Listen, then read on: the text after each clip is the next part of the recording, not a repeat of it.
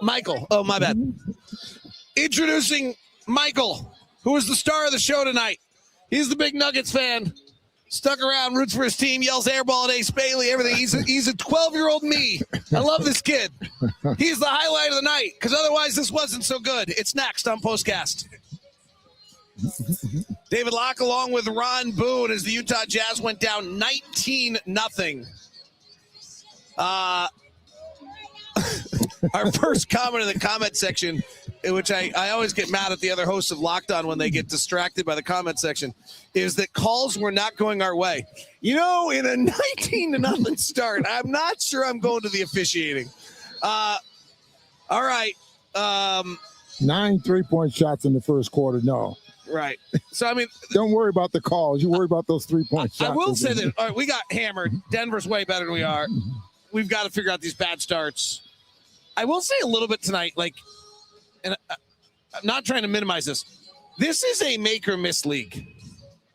And the first quarter was Denver was going to, the chances are Denver's a 13-point favorite. Denver's going to win this game. But it was a little bit of, they went 9 for 14 and we went 2 for 14. And so they're better than we are. Mm-hmm. But and they shoot 40% from 3 and we shoot 35% from 3. So that if it had gone the way it was supposed to go, we each take 14 threes and they shoot 40%. They're going to make 5 of them, and we're going to take 14 threes. We're going to make 4 of them, and they're going to get 3 points, and they're going to get a few other But that was a little extreme as the level by which they were making shots and we were missing shots, and that's what happened. And then it's 40-15.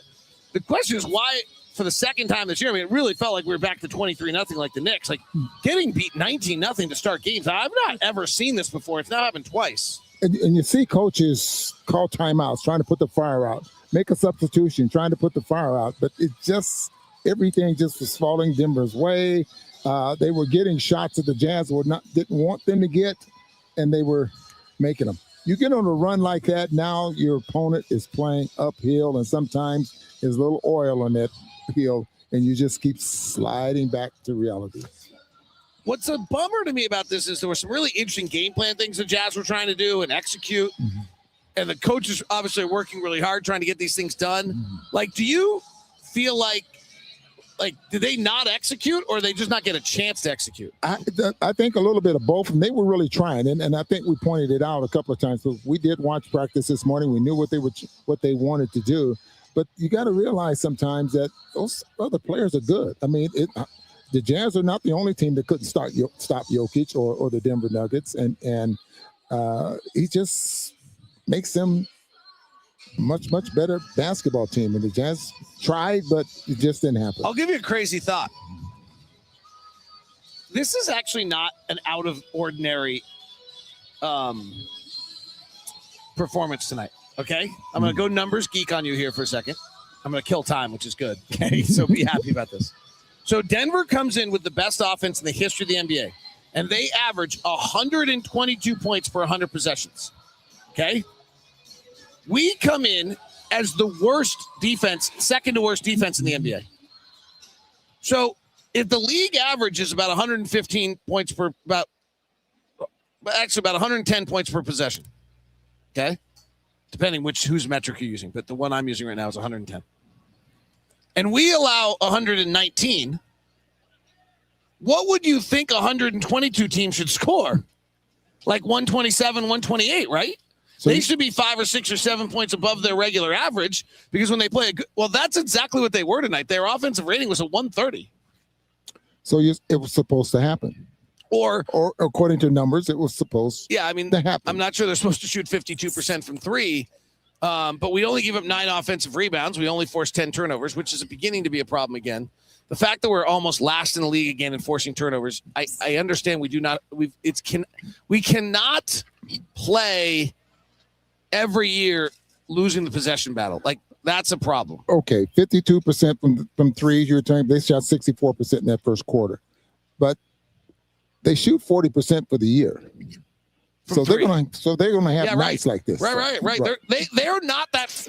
Their nights not that wild an outlier. In fact, probably the outliers that our offense, which has been really, really good recently, was this third best offense in the NBA over the last 2 weeks, and it's usually about a 112. Was only a 108 tonight. But even that's this might just not be that big an outlier, I guess is what I'm kind of saying. Like, this is a really, really good basketball team playing a not really, really good basketball team, and they blasted us. Okay, forget about the Jazz, but you said you picked this team at the beginning of the year.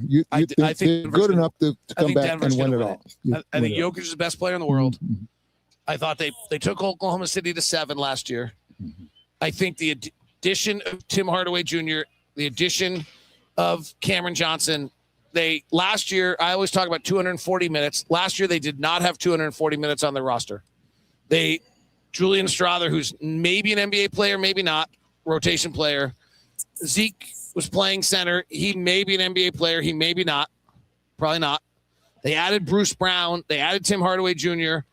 We'll see whether or not, Christian Brown comes back, was having a terrible shooting year. He's going to have to be better than he was. Aaron Gordon comes back, and those guys don't play. Julian Strawther doesn't play. I don't know if Pickett plays. And so they're playing all NBA players now. And that's what killed them last year, is they did not have a complete roster. They will, for some unforsaken reason. I'm going to throw out a hot take here. Okay? Here's my hot take on a team that just blasted us by 30. They will not go into the luxury tax.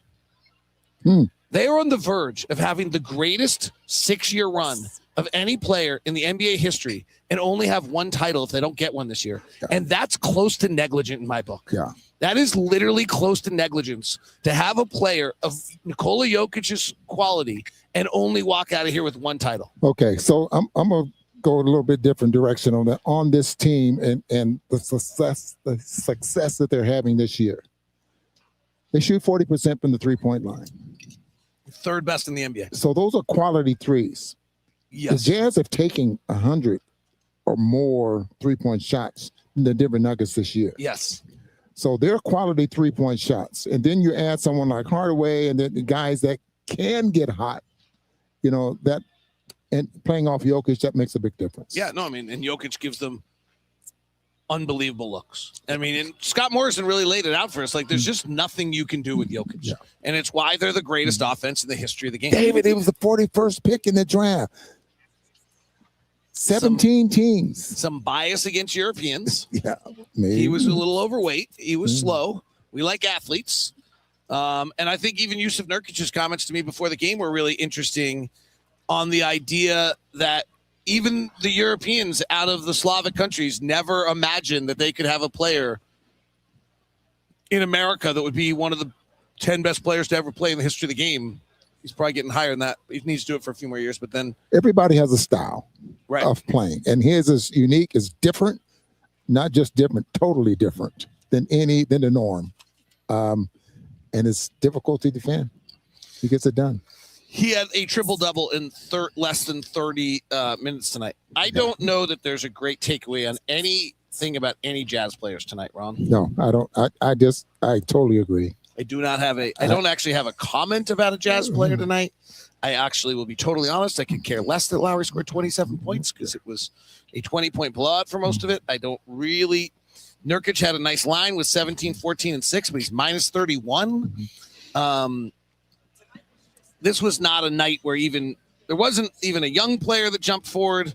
Collier had 9 assists, but this is just, there's not a lot for me to take out of this one. I will say Jalen, our statistician, kept this note. Denver only shot 16 of 42 tonight when Jokic was off the floor. He is really everything for them. Yeah. And so the thing about him, though, that he doesn't get hurt. He plays low to the floor. Yes, right.